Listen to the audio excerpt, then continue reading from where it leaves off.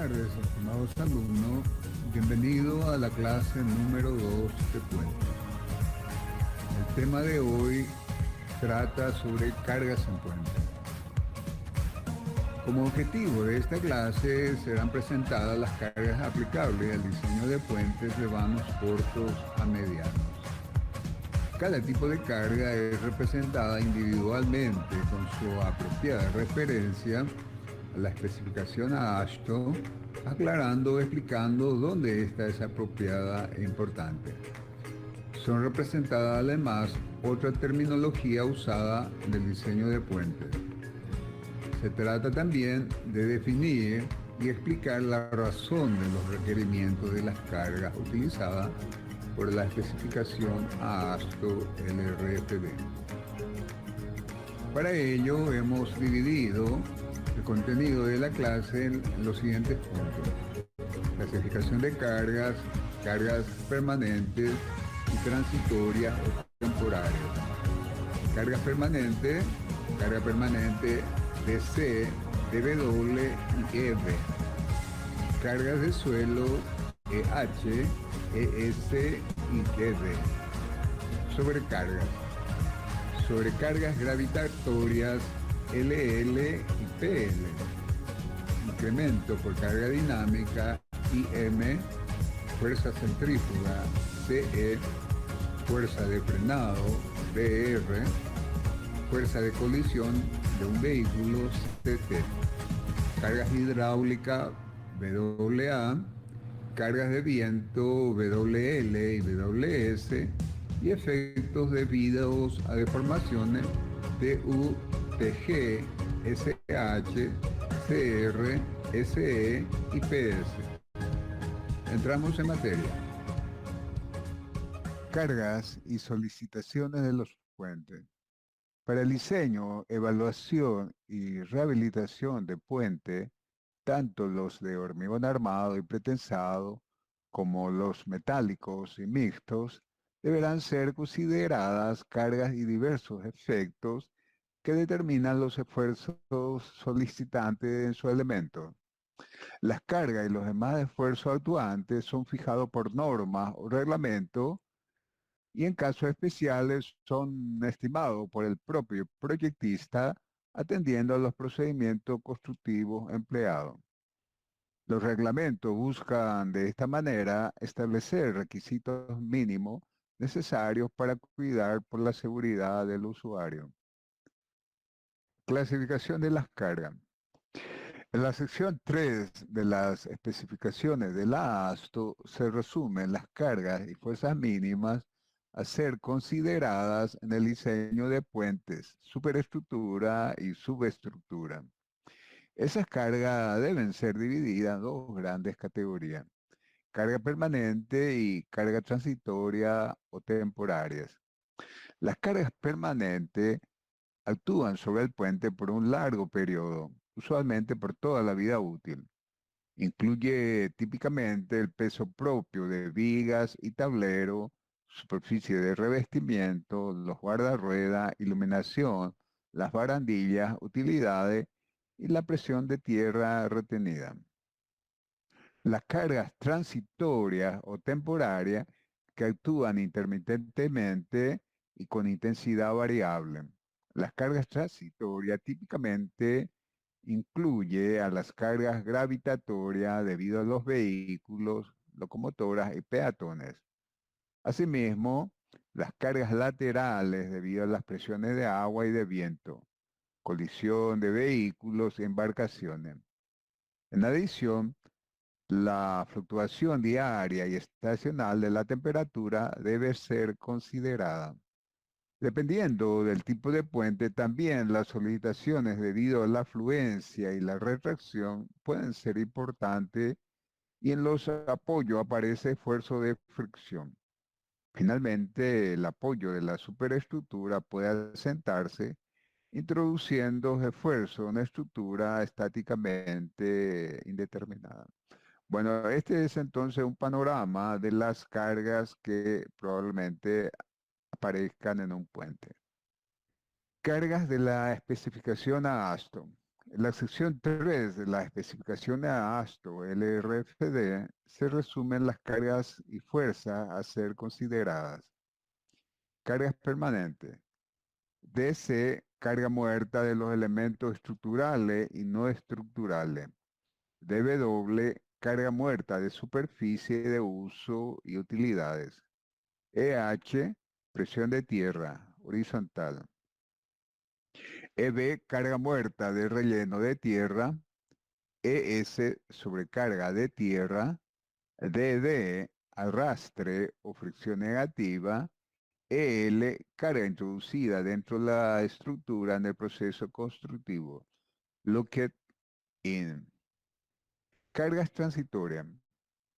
Carga viva vehicular, carga viva peatonal, incremento por carga dinámica vehicular, BR, fuerza de frenado, CE, fuerza centrífuga, CR, fluencia, WL, viento sobre la carga viva, WS, viento sobre la estructura, WA, presión de agua, TG, gradiente de temperatura, FR, fricción, SE, asentamiento de los apoyos, y CB, carga de colisión de embarcaciones o navíos.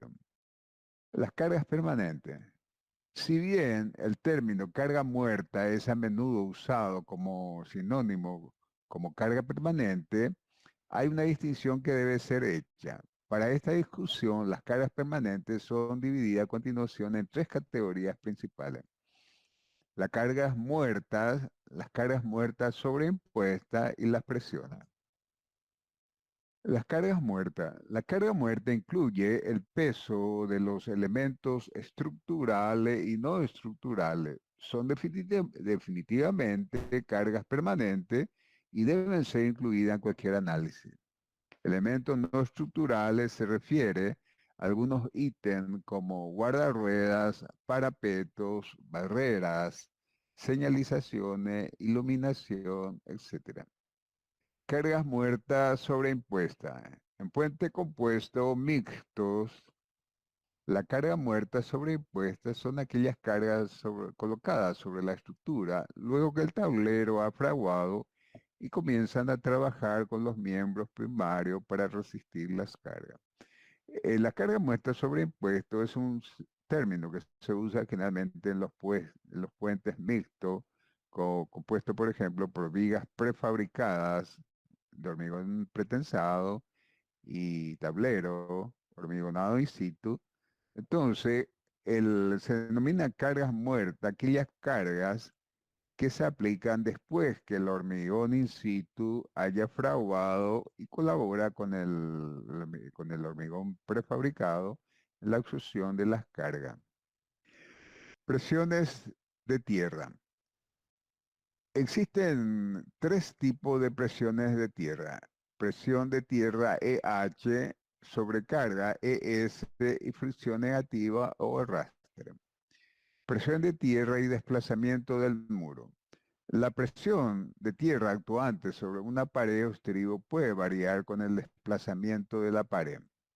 En la tabla 131 de la ASTO define los movimientos requeridos para tener presiones activas o en reposo. Vamos a ver este concepto. Presión en reposo en suelo sedimentario cuando hay compresión vertical del material a causa del incremento en las tensiones verticales, pero no hay significativa compresión horizontal. Para suelos normalmente consolidados, muro vertical y terreno nivelado, el coeficiente de empuje lateral en reposo se puede tomar como K sub 0 es igual a 1 menos seno de phi', siendo phi' el ángulo de fricción del terreno. Entonces la presión P para una profundidad Z del suelo de peso unitario gamma es P sub Z es igual a K sub 0 por gamma por Z. Presión activa. Aparece en suelos normalmente consolidados y drenados cuando existe movimiento horizontal. Presión activa es igual a K sub A por gamma por Z.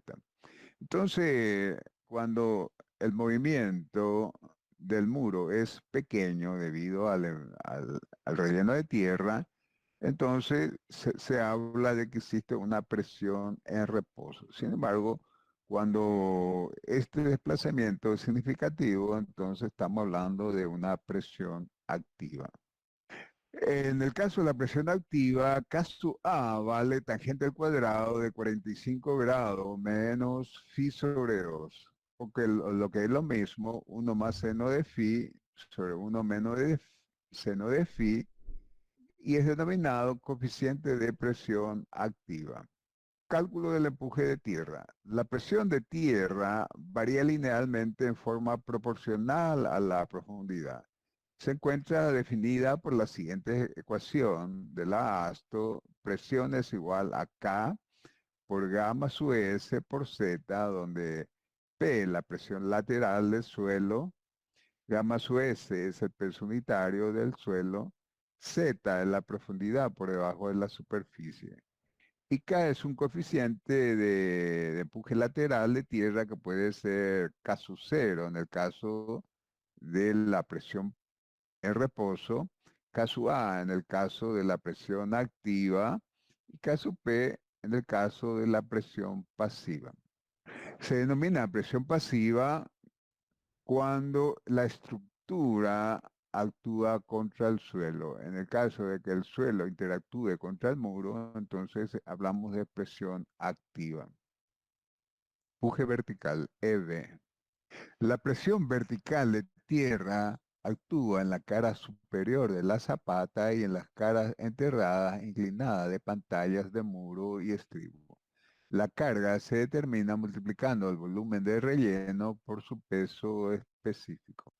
Existe cuando el estribo o la zapata propiamente del estribo tiene una zarpa, el, hay un relleno de tierra sobre esta zapata. Esta carga, este peso de la tierra situada sobre la zapata es lo que se llama empuje vertical. Está dado entonces por el peso del volumen de tierra que está cargando sobre la zapata. Sobrecarga viva SUS. Si se prevé que habrá cargas vehiculares actuando sobre la superficie del relleno, se deberá aplicar una sobrecarga viva. Esta sobrecarga viva es igual a la altura del suelo equivalente para carga vehicular y provoca un aumento del empuje horizontal sobre muros y estribo. La altura de suelo equivalente a H equivalente se puede tomar de la tabla siguiente de la ASTO. Bueno, para poder entonces determinar las presiones ejercidas por las cargas vehiculares sobre un muro, por ejemplo, muro o estribo, la ASTO toma un procedimiento simplista que es la de considerar un relleno ficticio equivalente que produciría, digamos, las mismas solidaciones producidas por las cargas vehiculares. Esa altura ficticia de suelo depende de la altura del estribo. Tradicionalmente esa altura era de 2 pies, o sea, 61 centímetros, ¿verdad? Hoy en día la ASTO da diferentes alturas de acuerdo a la altura de relleno, de acuerdo a la altura del estribo. Arrastre o fricción negativa, DD. Actúa sobre pilas, pilotes perforados y elementos prismáticos como resultado del asentamiento del suelo alrededor del elemento. Se deberá considerar el posible desarrollo de fricción negativa en los pilotes cuando los predios yacen sobre arcillas compresibles, limos o turbas. Recientemente se ha colocado relleno sobre la superficie interior y el nivel freático se ha reducido considerablemente. Al investigar la capacidad de carga y el asentamiento de las fundaciones con pilotes, las cargas de fricción negativa se deberán considerar como una carga. La fricción negativa puede describirse como la acción de una nueva carga debido a la consolidación del suelo adyacente a la cara del pilote. Como los pilotes se moverán menos que el terreno circundante, este tenderá a colgarse de su fuste, introduciendo unas tensiones que pueden considerarse producido con un rozamiento del signo contrario al resistente. Bueno, entonces en el caso de un pilote normal existe una fricción. Esta fuerza de fricción se opone, digamos, a la carga actuante. Y esta fricción esta fricción llamada fricción positiva es una resistencia. En algunos casos, el suelo tiende a colgarse literalmente del fuste del pilote, entonces aparece una fricción a lo largo del fuste del pilote entre el relleno y el pilote y esta fricción, a diferencia del caso anterior, es una carga.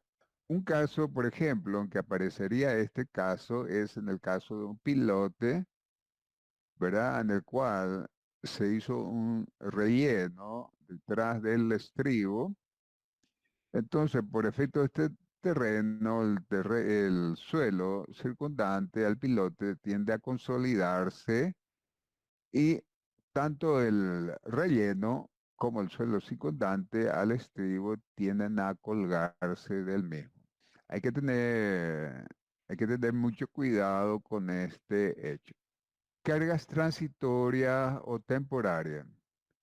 Las cargas temporarias son aquellas cargas que están localizadas sobre un puente por solo un breve periodo de tiempo. Así como las cargas muertas son las cargas permanentes principales, las cargas vivas representan la principal condición de carga temporaria. Existen, sin embargo, otras varias clases de cargas temporarias, la cual el diseñador debe considerar. Carga viva vehicular. El término carga viva indica una carga que se mueve a lo largo de la longitud del vano. Si bien es el automóvil la carga viva vehicular más común en la mayoría de los puentes, es el camión carretón el que produce el efecto de carga más crítico. El camión carretón es el camión, típico camión con acoplado. Para dar al diseñador la posibilidad para estimar la carga viva sobre la estructura, han sido desarrollados vehículos hipotéticos basados en cargas de camiones. La carga viva vehicular HL93 de la especificación AASTO LRFD está conformado por tres distintivamente diferentes tipos de carga. Carro o camión pesado de diseño, Design Track, tándem de diseño, Design Tandem, sobrecarga de diseño, Design Lane. Camión pesado de diseño. El carro o camión pesado de diseño, Design Track, es un modelo de carga que representa al típico camión con acoplado. En los puentes de luces cortas y medias, el camión pesado gobierna. Estas cargas son movidas como los camiones a lo largo del vano para determinar los puntos de máximo momento. Este es entonces el típico camión de carga de la ASTO que están formados de un típico camión con acoplado donde se consideran tres ejes de carga. El eje delantero, y dos ejes traseros. El eje delantero carga aproximadamente 3,6 toneladas y los dos ejes traseros 14,8 toneladas cada uno. La carga del eje frontal es de 35 kilonewton, o sea, 3,6 toneladas, y los dos ejes restantes de 145 kilonewton. El carro pesado tiene un espaciamiento variable entre los ejes traseros. Esta distancia entre ejes varía 4 metros 30 a los 9 metros y es usado para crear una situación de carga viva, el cual induce máximos momentos en el vano.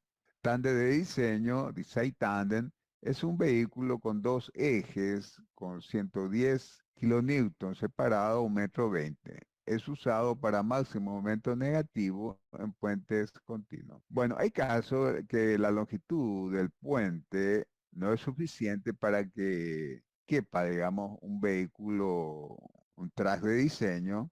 Entonces, en ese caso, la utilización de este tándem de diseño, que es un vehículo de 4 ruedas con 2 ejes cargados, con, con 11,2 toneladas, puede producir mayores solicitaciones que el camión de diseño.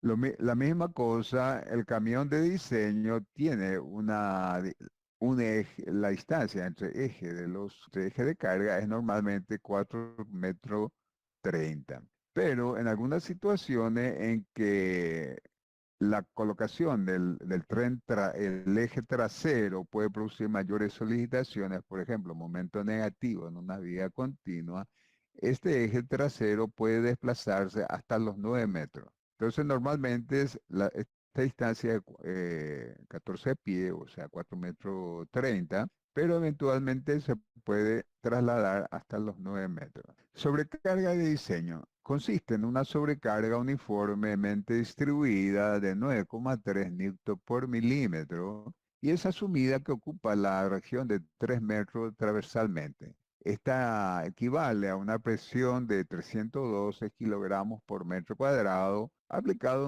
en un ancho de 3 metros.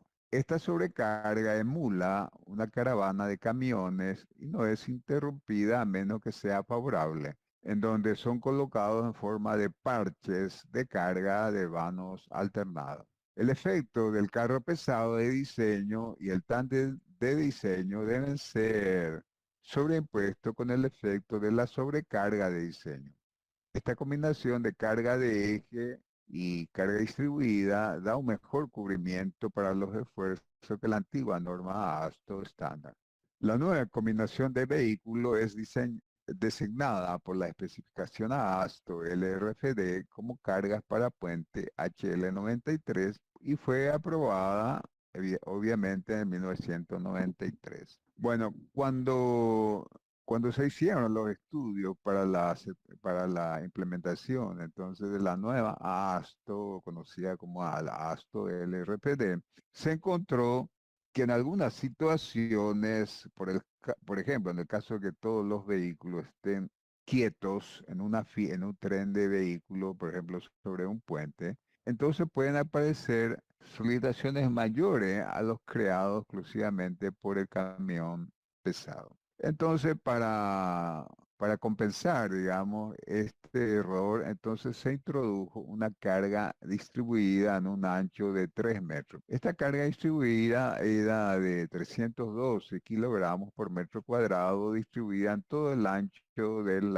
la faja de tránsito. Con el tiempo se optó por reemplazar esta carga distribuida por una carga lineal de 9,5 toneladas por metro, lo que es lo mismo 9,3 newton por milímetro. Esta carga distribuida debe ser usada concomitantemente con el camión pesado de diseño y con el tándem de diseño de modo a encontrar las máximas solicitaciones. Aquí tenemos el caso entonces de la actuación del camión pesado de diseño conjuntamente con la sobrecarga de diseño. Y en este caso tenemos la actuación del tándem de diseño conjuntamente con la sobrecarga de diseño. Para el caso de que el largo de puente amerite la colocación de 2 camiones pesados, en ese caso la distancia entre los camiones, entre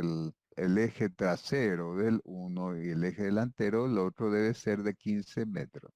Esta es la situación entonces que representa ese caso particular. Entonces, cuando el largo del puente da para colocar más de un vehículo pesado, entonces estos vehículos deben estar a 15 metros entre sí. Carga peatonal. La carga peatonal también incluye a peatones y bicicletas. La sobrecarga peatonal de la ASTO es de 360 kilogramos por metro cuadrado, el cual es aplicado a las aceras con más de 0,60 metros, que son solidarias con los carriles de tránsito del puente. Si la carga es aplicada a puentes de uso restringido a peatones o bicicleta, entonces se usa una sobrecarga de 410 kilogramos por metro cuadrado. Bueno, en caso de puentes urbanos que tienen aceras peatonales, entonces conjuntamente con la actuación de las cargas móviles se debe considerar una carga peatonal en las aceras peatonales. Esa sobrecarga es de 360 kilogramos por metro cuadrado. Para el caso de que sea un puente exclusivamente peatonal destinado al uso de peatones y bicicleta y eventualmente para ambulancia de emergencia, los carriles deben ser cargados con una sobrecarga de 410 kilogramos por metro cuadrado. De modo similar a las barandillas de balcones volados y pasamanos de escalera, las barandillas de las aceras peatonales deben ser dimensionadas para una carga concentrada de 890 newton a nivel del pasamano. Factor de presencia múltiple M. Los camiones pesados pueden estar presentes en carriles adyacentes en puentes de varios carriles. Por lo tanto, es necesario un ajuste en la carga de diseño. Para tener en cuenta este efecto, la ASTO provee un factor de ajuste para presencia múltiple. Si yo tengo un puente que tiene más de uno o dos carriles de tránsito, entonces, como normalmente se calcula para un solo carril cargado, entonces se debe considerar el efecto producido por varios carriles cargados entre sí. Ese efecto de varios carriles cargados es considerado a través de un coeficiente M llamado coeficiente de múltiple presencia o de presencia múltiple, que este coeficiente puede ser de amplificación o de minoración, dado el caso. Bueno, aquí está, como habíamos hablado anteriormente, que en caso de puentes peatonales, exclusivamente peatonales, destinados al tránsito de peatones y bicicletas, se debe considerar una sobrecarga de 410 kilogramos por metro cuadrado. Y en el caso de las aceras, en el caso de las aceras peatonales, deben ser considerada una sobrecarga a nivel de la barandilla del pasamano de 890 newton. Incremento por carga dinámica y su M. En el estudio estático de las estructuras se supone que las cargas son aplicadas de manera que su intensidad crezca de cero hasta el valor total, al paso que las cargas móviles reales son aplicadas bruscamente. Además, la consideración de carga estática no corresponden a la realidad en virtud de las oscilaciones provocadas por los vehículos y especialmente por los trenes. Se denomina impacto vertical al conjunto de causas diversas por las cuales las tensiones efectivas al paso de los trenes son mayores que las tensiones estáticas provocadas por los mismos. El impacto vertical en puentes carreteros es causado por dos efectos diferentes: efecto de desplazamiento de las cargas e irregularidad de la carpeta de rodamiento. Si yo aplico sobre un puente isostático, digamos, unas cargas estáticas consideradas por un tren de carga, y mido la deformación causada por esa carga estática, y luego hago pasar un vehículo con el mismo peso que las cargas aplicadas y mido la deformación, veo que la deformación producida por las cargas dinámicas es mayor que producido exclusivamente por las cargas estáticas. Este aumento se debe a dos factores. Primero, un efecto dinámico debido al desplazamiento de las cargas. Este es un fenómeno que se puede estudiar analíticamente. Y el otro efecto es el efecto de vibración producido por la irregularidad de la carpeta de rodamiento. Este efecto, sin embargo, es un efecto totalmente aleatorio. Para llevar en cuenta los efectos dinámicos de un vehículo circulando sobre la estructura, es usado un factor de impacto como multiplicador para ciertos elementos estructurales. Como la determinación real de los efectos puede ser complejo, el coeficiente de impacto usado por la ASTO para realización conservativa del problema.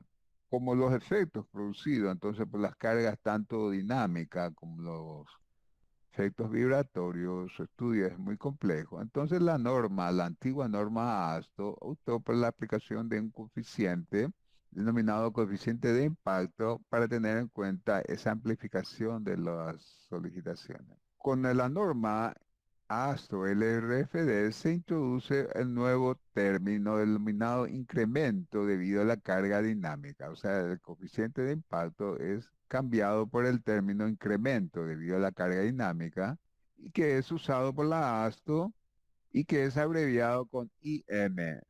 IM viene de impacto. El efecto dinámico proveído es igual, conceptualmente, el efecto dinámico es igual a la relación entre la deformación producida por una carga dinámica sobre la deformación producida por una carga estática, donde D está es la deformación estática y D dim es la deformación adicional debido al efecto dinámico. Como habíamos visto, la deformación producida por las cargas dinámicas son siempre mayores que las producidas por las cargas estáticas, por lo cual este coeficiente es mayor siempre a la unidad. Incremento debido a la carga dinámica. La presente especificación a ASTO LRFD toma una aproximación simplista y define el valor de IM para los siguientes estados límite. El estado límite de fatiga y fractura, 15%, y todos los demás estados límite, es decir, estado límite de resistencia, deformación, etcétera, 33%. Estos factores son aplicados a la carga estática como U sub L más I es igual a U sub L por 1 más I sub M. Este U sub L más I significa efecto producido por la carga móvil más el impacto es igual al efecto producido por la carga móvil multiplicado por un factor que es 1 más I sub M, donde I sub M es el coeficiente de impacto y que vale de 33% para los estados límite de resistencia y deformación. Entonces, esta fórmula quedaría U sub L por 1 más 0,33 es igual entonces a 1,33 veces U sub L. Entonces, U sub L más I es el efecto de la carga vía más el aumento debido a la carga dinámica. U sub L es el efecto de la carga viva y I sub M es la fracción dada por la tabla de la ASTO, que vale, como habíamos visto, 15% para fatiga y fractura y 33% para los demás estados límite. Fuerza longitudinal BR. La aceleración, como sabemos por física, es la derivada de la velocidad respecto al tiempo. Un vehículo puede aumentar su velocidad, disminuir o cambiar de dirección a través de una trayectoria curvilínea.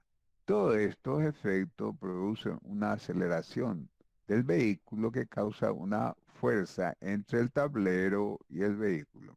Entonces, como sabemos por física, el cambio de la velocidad, que puede ser tanto el cambio del, digamos, el módulo de velocidad o de la dirección de la velocidad, puede dar creación a una aceleración del vehículo que causa una fuerza sobre el tablero. La fuerza producida por el frenado puede ser significativa. Los esfuerzos longitudinales de frenado y aceleración obedecen a las fórmulas fundamentales de la dinámica. El cambio de energía cinética asociada con el carro es completamente disipado por la fuerza de frenado. La energía de cinética es igualada al trabajo producido por la fuerza de frenado, es decir, un medio de masa por velocidad al cuadrado es igual a F sub B por S, en donde F sub B es la fuerza de frenado transmitida al tablero y M es la masa del camión. Si tenemos un vehículo que viene a una velocidad V y la masa del vehículo es M, entonces ese vehículo tiene una energía cinética que vale un medio de masa por velocidad al cuadrado. Si el conductor aplica los frenos a ese vehículo, ese vehículo empieza a derrapar, ¿verdad? Y hasta que se detiene. Por lo tanto, esa energía cinética se forma en un trabajo. Ese trabajo es igual a la fuerza de frenado por la distancia. Entonces, la fuerza de frenado vamos a denotar por la letra F sub B. Despejando F sub B y sustituyendo la masa por la igualdad, que es masa es igual a peso sobre gravedad, tenemos la siguiente expresión. La fuerza de frenado es igual a un medio de la velocidad al cuadrado sobre G por S por W, que es igual a un coeficiente V por W, donde el coeficiente V engloba este término un medio de velocidad al cuadrado sobre GS. Para poder calcular ese coeficiente V, la norma ASTO considera una velocidad de 90 kilómetros por hora, es decir, 25 metros por segundo, y una distancia de frenado de 122 metros, que reemplazando en esta fórmula encontramos que V vale 0,26, es decir, V vale aproximadamente 25%. Entonces, la fuerza de frenado es tomada por la ASTO como el 25% del peso del camión pesado de diseño o del tándem de diseño, como siendo unidireccional en el futuro. La fuerza de frenado es asumida que actúa longitudinalmente a 1,80 m sobre la superficie de rodado en cada dirección longitudinal. Entonces acá tenemos el diagrama del cuerpo libre del camión. Entonces este es el peso del camión y esta es la fuerza que es igual a la masa por la aceleración del camión. Y esta fuerza es contrarrestado por la fuerza de fricción F sub B y el peso contrarrestado por la normal, es decir, por la reacción del tablero. Se supone que entonces que la fuerza de rozamiento actúa a 1,80 m sobre el nivel de la calzada, que es la distancia del centro de gravedad aproximadamente del camión. Fuerza centrífuga. Se manifiesta la acción de esa fuerza en puentes curvos aplicado por el vehículo al tablero a través del rozamiento de la rueda con el pavimento o en puente ferroviario aplicado por el friso de la rueda a la vía y consecuentemente a la estructura. Supóngase que el eje de la vía tenga una curva con radio de curvatura R, la fuerza centrífuga sería dada por fuerza centrífuga es igual a masa por velocidad al cuadrado sobre el radio, donde V y M son la velocidad y la masa del vehículo, F sub C, la fuerza sobre el carro directamente hacia el centro de la posición de esta fuerza está en el centro de masa asumido a 1,80 m sobre la superficie de la carretera. Reemplazando entonces en esta fórmula masa, que es el peso de la gravedad, entonces encontramos que la fuerza centrífuga es igual a la velocidad al cuadrado sobre el radio por la gravedad. Este término se puede representar por el coeficiente C, donde C vale 4/3 de velocidad al cuadrado sobre RG. La introducción de este coeficiente 4/3 obedece al hecho de que los efectos producidos por el carro pesado más la sobrecarga son equivalentes aproximadamente a 4/3 del efecto del carro pesado actuando solo. Aquí tenemos entonces el concepto de, debido a la curvatura del puente, entonces aparece una fuerza centrífuga que es contrarrestado del rozamiento de las ruedas contra el pavimento. Entonces la fuerza equilibrante vendría a ser la fuerza de rozamiento. Este es el diagrama del cuerpo libre donde se ve que el peso del vehículo es resistido por la reacción N y la fuerza centrífuga resistida por el rozamiento. Fricción o rozamiento de los apoyos. Debido a los inevitables movimientos de la estructura causados por la temperatura y la retracción, aparecen esfuerzos de rozamiento en los aparatos de apoyo deslizante y en los deformables. Estas fuerzas de rozamiento pueden actuar en el mismo sentido de otras fuerzas desfavorables, como el empuje en el caso de los estribos. La ASTO estimula la previsión que debe ser hecha para transferir la fuerza de la superestructura a la subestructura, de manera que refleje el efecto de fricción sobre apoyos de expansión o resistencia al corte de apoyo elastomérico. Las fuerzas de fricción son establecidas en base a valores extremos de los coeficientes de fricción entre la superficie deslizante y donde puede ser considerado un apropiado efecto de la humedad. Los coeficientes de fricción para apoyo de tipo deslizante varía entre 0,10 a 0,20 de la reacción de la carga muerta. Para los aparatos de apoyo de tipo deformable se puede estimar una fricción del orden de 0,25 de la carga muerta. Para tener en cuenta entonces el esfuerzo horizontal creado en los aparatos de apoyo, en los apoyos por efecto del rozamiento de los aparatos de apoyo, entonces la norma especifica el coeficiente de fricción que deben ser tomados para los diferentes tipos de aparatos de apoyo. Hay aparatos de apoyo de rodillo, hay aparatos de apoyo deslizante, es decir, consiste en dos superficies que deslizan una sobre otra, y los aparatos de apoyo de tipo deformable, como los aparatos de apoyo de neopreno sonchado. El ASTO define el coeficiente de fricción para cada uno de estos tipos de aparatos de apoyo. Cargas laterales, presión de los fluidos. La fuerza sobre un componente estructural debido al flujo de un fluido, agua o aire, alrededor del componente, es establecido por la fórmula de Bernoulli en combinación con coeficiente de arrastre establecido empíricamente. Rho sub B es igual a un medio de Rho B al cuadrado, en el cual Rho es la masa específica del fluido y B sub A es su velocidad. El coeficiente de forma o de arrastre es una función de la forma del objeto y de la característica del flujo del fluido. Cuando se conoce el coeficiente de arrastre, la presión sobre el objeto puede ser calculada por la fórmula P es igual a C sub D, un medio de Rho B al cuadrado, siendo en este caso C sub D el coeficiente de forma. Vamos a explicar detenidamente esto.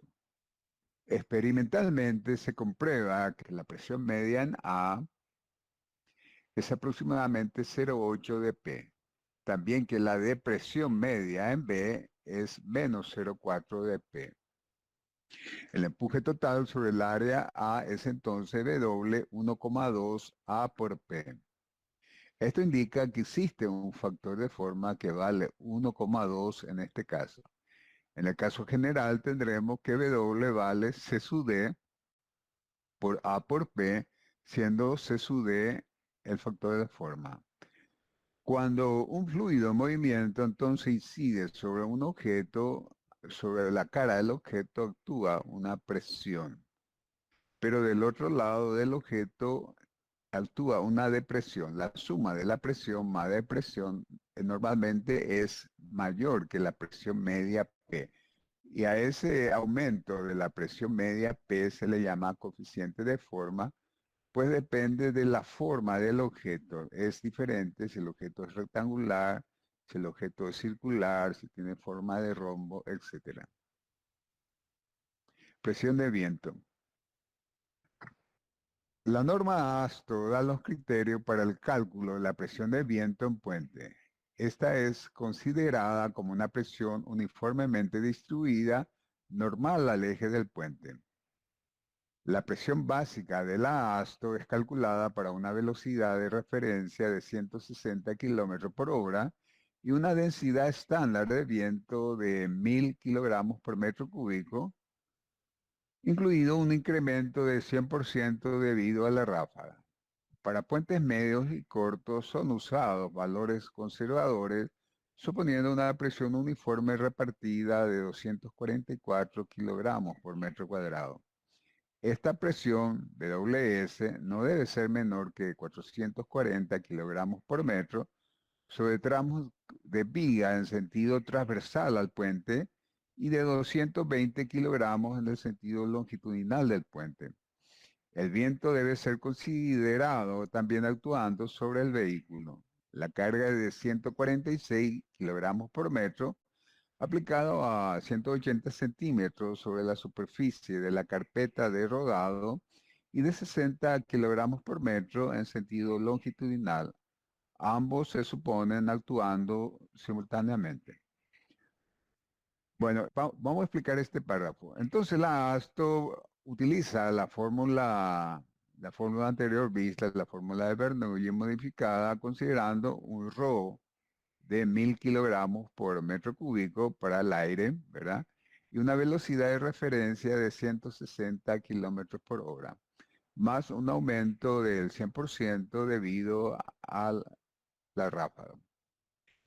Pero utiliza también un método aproximado válido para los puentes de luz media y corta, que es la de considerar directamente una presión uniforme de 244 kilogramos por metro cuadrado que incide sobre la proyección vertical del puente. Es decir, considerando la altura de los guardarruedas, más la losa, más la viga, etcétera.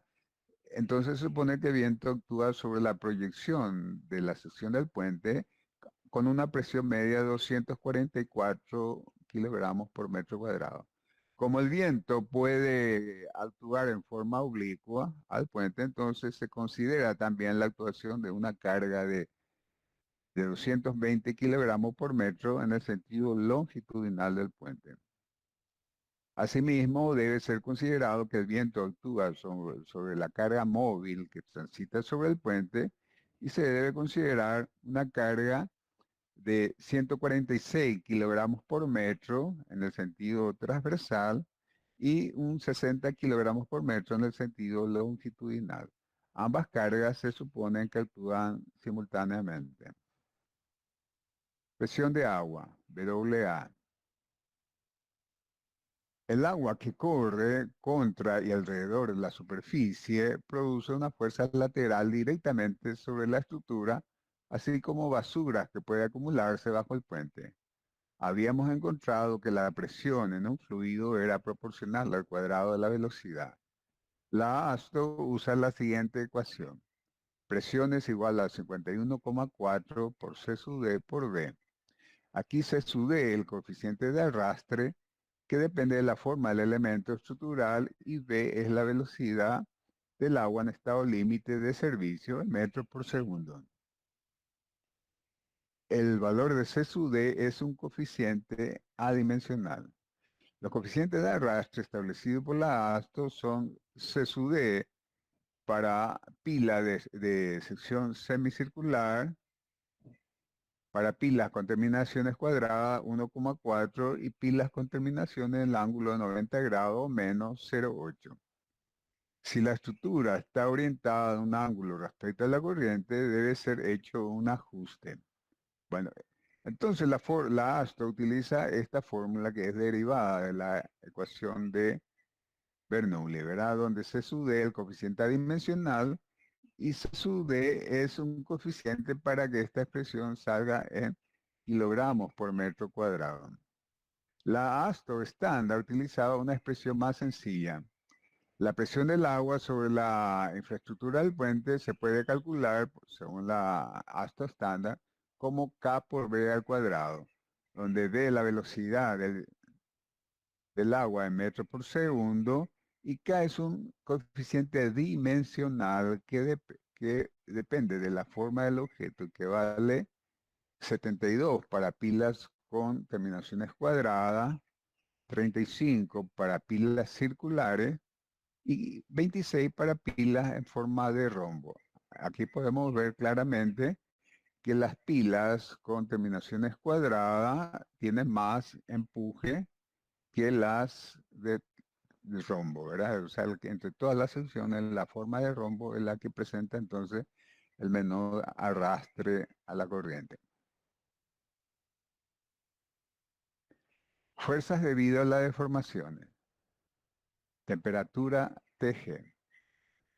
Dos tipos de cambio de temperatura pueden ser incluidos en el análisis de la superestructura. El primero es un cambio uniforme de temperatura donde la estructura entera cambia en un valor constante. Este cambia alargando, acortando el puente Y si la deformación está impedida, esto induce reacción sobre los aparatos de apoyo y fuerza sobre la estructura. En el caso de puente con estructura principal y peristática, en la cual las diversas partes del constituyente deben ser proyectadas para resistir esos aumentos de tensiones.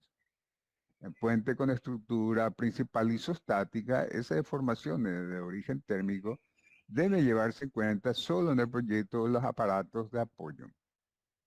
El segundo tipo de cambio de temperatura es un gradiente o calentamiento no uniforme de la estructura a través de su profundidad. Sujeto al calentamiento del sol, el tablero del puente se calienta más que la viga debajo. Este calentamiento no uniforme hace que la parte superior del sistema se caliente más y las vigas tiendan a curvarse para arriba. Bueno, entonces, la temperatura causa un efecto que es la de aumentar o acortar la longitud del puente. Esto, si la estructura es isostática, o sea, tratándose, por ejemplo, de viga simplemente apoyada, este aumento o disminución de la longitud incide solamente en el dimensionamiento de los aparatos de apoyo. No así en la estructura hiperestática, donde este calentamiento produce entonces momentos secundarios sobre la estructura. Además del acortamiento, la temperatura produce un calentamiento desigual, denominado gradiente de temperatura, que hace que la superficie de la losa se caliente más que la viga. Por lo tanto, toda la estructura tiende a curvarse.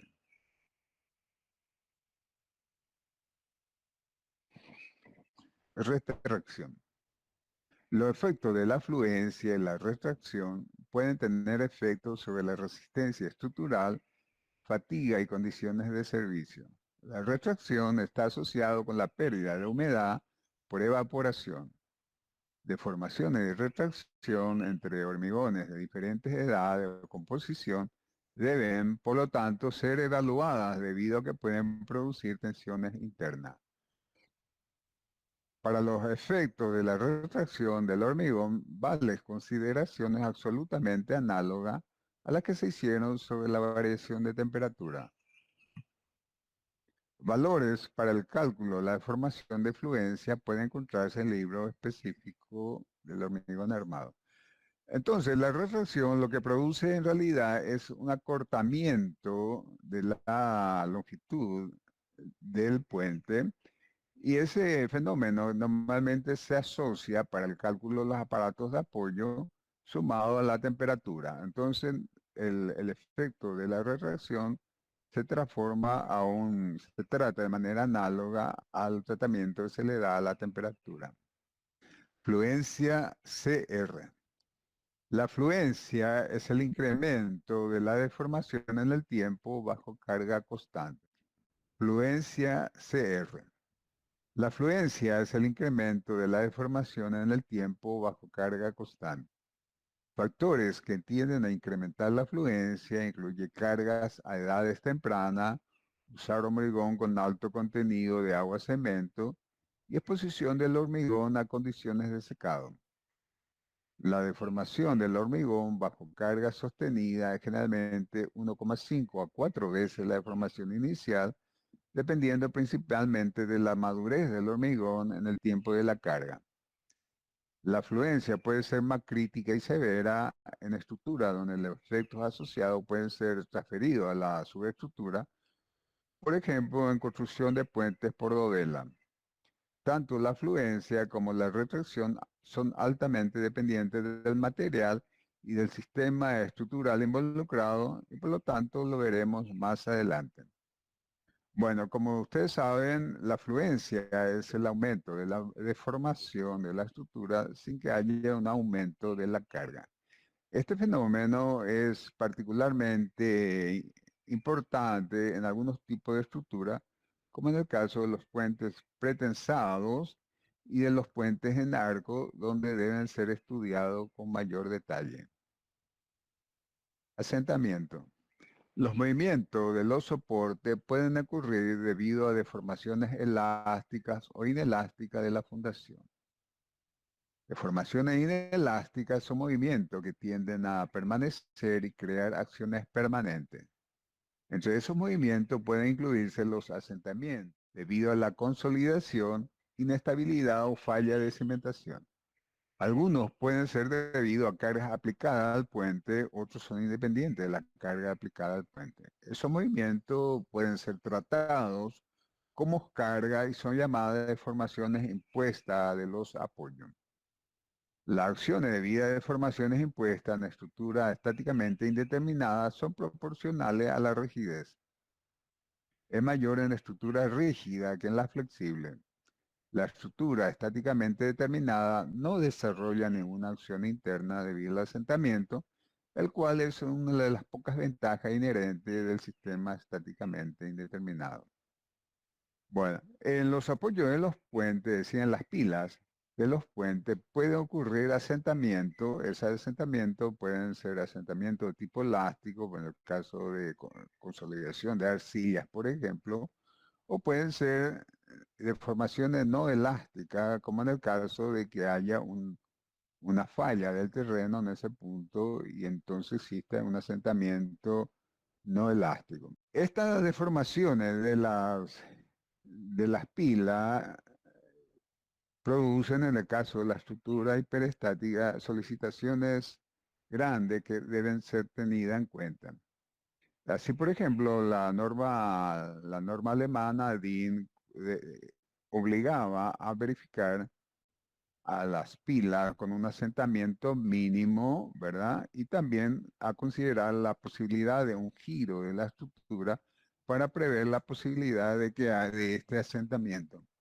En estructura isostática, sin embargo, el asentamiento diferencial no desarrolla ninguna acción, es decir, no produce ningún esfuerzo interno a la estructura más que la deformación misma. Cargas de colisión. Colisión de embarcaciones. En puentes sobre vías navegables debe ser considerada la posibilidad de colisión de embarcaciones sobre las pilas. Típicamente esto es concerniente a estructuras que son clasificadas como puentes de gran vano, el cual está fuera del alcance de este curso.